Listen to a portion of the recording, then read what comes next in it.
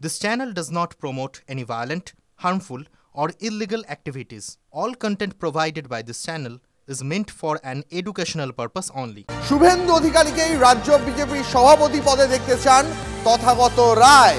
বিরোধী দলনেতার পদ অন্য কেউ সামলাতে পারবেন মত এই প্রবীণ বিজেপি নেতার। সুকান্ত মজুমদার এখন কেন্দ্রের মন্ত্রী, একসঙ্গে দুই পদে থাকা যায় না, দলের নিয়ম একসঙ্গে দু পদে থাকা যায় না মন্তব্য তথাগতর। শুভেন্দু অধিকারী তো বিরোধী দলনেতা আছেন, তিনি তো আইনসভায় দলের মুখ, কিন্তু আপনি তাকে সভাপতি হিসেবে চাইছেন কেন? স্বাভাবিকভাবে, কারণ শুভেন্দু অধিকারী দলের মধ্যে অন্যতম বা যোগ্যতম পারফর্মার, আর কে হবেন? আর সুকান্ত মজুমদার যিনি ছিলেন তিনি এখন অন্য একটা দায়িত্ব বহন করছেন। ছিলেন বলছি এই কারণে যে বিজেপির নীতিতে এটা নীতি নয় যে একজন দুটো পদে থাকবেন, এটা একটা অত্যন্ত অস্থায়ী ব্যবস্থা, এটা একটা ফুল টাইম কাজ। অতএব দিল্লিতে থেকে এরকম দ্বৈত দায়িত্ব বহন করা যায় না। আর বাকি যারা আছেন তাদের মধ্যে হয় বয়স হয়ে গেছে, তা না হলে তাদের একবার বাজিয়ে দেখা হয়েছে। যোগ্যতম মুখ হচ্ছে শুভেন্দু অধিকারী। রাজ্য বিজেপি কেমন চলছে? ভালো চলছে না, ভালো চলছে না। তার অন্যতম কারণ হচ্ছে একটা পূর্ণ সময় সভাপতি নেই। অন্যতম কারণ, একমাত্র কারণ নয়, অন্যতম কারণ হচ্ছে পূর্ণ সময় সভাপতি নেই। এই মুহূর্তে আমাদের সঙ্গে রয়েছেন আমাদের সহকর্মী সৌরভ গুহ। সৌরভ, একদম সরাসরি প্রশ্ন জানতে চাইবো তোমার কাছে। একজন সিনিয়র নেতা তথাগত রায়, তিনি আচমকা শুভেন্দু অধিকারীকে কেন রাজ্য বিজেপি সভাপতি পদে চাইলেন? বিজেপির একটা অংশ অনেকদিন ধরেই দাবি তুলে আসছে যে রাজ্য বিজেপির সভাপতি পদে একদম রাজ্য বিজেপির সংগঠনের স্টিয়ারিং এর দায়িত্ব তুলে দেওয়া হোক শুভেন্দু অধিকারীর হাতে। এটা অনেকদিন ধরেই কিন্তু একটা বিজেপির অন্দরে এই কণ্ঠস্বর ধ্বনিত হচ্ছে। সেই জায়গা থেকে দাঁড়িয়ে বিজেপির দুঃসময়ের রাজ্য সভাপতি তথাগত রায়, তিনি তার ব্যক্তিগত মত পোষণ করেছেন।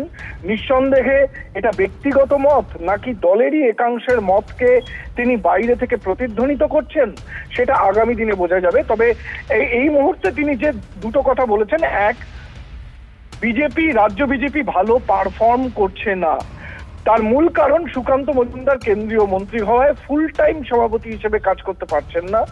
এই মুহূর্তে সেরা পারফর্মার শুভেন্দু অধিকারী এবং তাকেই সভাপতি হিসেবে দেখতে চাইছেন তথাগত রায়। এখন প্রশ্ন হলো, এই মতটা তিনি তার ব্যক্তিগত টুইটারে এবং আমাদের সাক্ষাৎকারে জানিয়েছেন, কিন্তু এই মতটা কি তার একার নাকি বিজেপির অন্দরের একটা অংশের মতকে তিনি স্বতঃপ্রণোদিতভাবে উস্কে দিলেন যখন সভাপতি বদল নিয়ে কিছুদিনের মধ্যেই আলোচনা শুরু হতে চলেছে? বুঝতে পেরেছি। আপাতত তোমাকে অনেক ধন্যবাদ। নজর রাখবো পরের খবরে। রাজ্যে একের পর এক ঘটনায় পুলিশের ভূমিকা নিয়ে প্রশ্ন তুলেছেন শাসক দলেরই নেতা মন্ত্রীরা।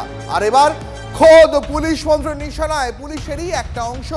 টাকা খেয়ে কয়লা চুরি, বালি চুরিতে মদত দিচ্ছে পুলিশের একটা অংশ। অভিযোগ তুললেন কে? স্বয়ং মুখ্যমন্ত্রী মমতা বন্দ্যোপাধ্যায়। নিচুতলায় সরকারি অফিসার এবং কর্মীদের একাংশকে কাঠগড়ায় তুললেন তিনি।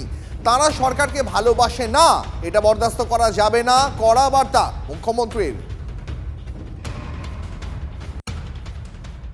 লোয়ার লেভেলে কিছু অফিসার, কিছু কর্মী যারা এই গভর্নমেন্টকে ভালোবাসে না, এবং তোমার পুলিশেরও কিছু লোক, তারা টাকা খেয়ে আজকে বালি চুরি বলো, কয়লা চুরি বলো, চুরি হলো তখন বলবে কয়লা চুরি করছে তৃণমূল কংগ্রেস, আর চুরি করবে সিআইএসএফ টাকা খেয়ে বা পুলিশের একাংশ টাকা খেয়ে। আমি এটা টলারেট করব না।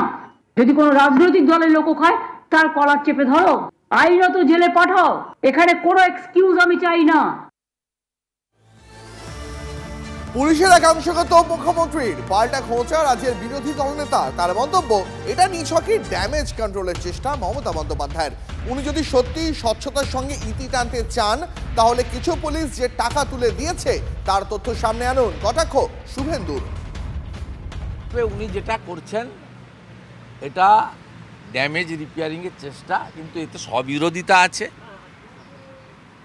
সঠিক তথ্য তিনি দিচ্ছেন না, আমি উনাকে ধরিয়ে দিলাম। উনি যদি সত্যি ট্রান্সপারেন্সি রেখে এগুলোর ইতি টানতে চান, তাহলে ইলেকটোরাল বন্ডে উনার পুলিশের লোকেরা, কিছু আইপিএস অফিসাররা কিছু আমলারা যে টাকা তুলে দিয়েছেন ইলেকটোরাল বন্ডে, সে টাকা বলুন। মুখ্যমন্ত্রী নবান্নে বসে গতকাল যে কথা বললেন তারই একটা সুর শোনা গেল আজ নন্দীগ্রামে দাঁড়িয়ে কুণাল ঘোষের গলায়। 2026-এ 250 আসন নিয়ে ক্ষমতায় আসবেন মমতা। পুলিশের থেকে বিজেপি সিপিএম এর দালালি করা চলবে না, যদি করেন তাহলে সুন্দরবন কোচবিহারে যাওয়ার জন্য ব্যাগ গুছিয়ে রাখুন। নন্দীগ্রামের মাটিতে দাঁড়িয়ে এই ভাষাতেই পুলিশকে হুঁশিয়ারি দিলেন তৃণমূল নেতা কুণাল ঘোষ। এই পুলিশ প্রশাসনের মধ্যে এমন অনেক লোক ঢুকে আছে যারা সিপিএম আমল থেকে আছে, তখন কমরেড ছিল, এখন রামরেড হয়েছে। এই যে চারপাশে দেখেন, এটা কেন পুলিশ করছে না, ওটা কেন পুলিশ করছে না, খোঁজ নিয়ে দেখুন। এদের অধিকাংশ হচ্ছে আগের সিপিএম, মনে প্রাণে চায় সরকারের ক্ষতি হোক, ভেতরে থেকে অন্তর্ঘাত করছে, বদনাম করাচ্ছে। এরাই সিপিএম কে মদত দিচ্ছে, আর সিপিএম কে খুঁজে না পেয়ে এরাই বিজেপির সঙ্গে মদত দিচ্ছে। তৃণমূল দেখলে তাদের বুকে ব্যথা করে। সুযোগ পেলেই সরকার এবং সরকারি দলকে অন্তর্ঘাতমূলক কাজ করে দেন, তাদেরকেও চিহ্নিত করার সময় এসছে। ফলে যারা মনে করছেন পুলিশ প্রশাসনের মধ্যে থেকে সিপিএম বিজেপির দালালি করবেন, ব্যাগ গুছিয়ে রেখে দিন। সুন্দরবন কিংবা কোচবিহার কাছাকাছি কোথাও থাকতে পারবেন না।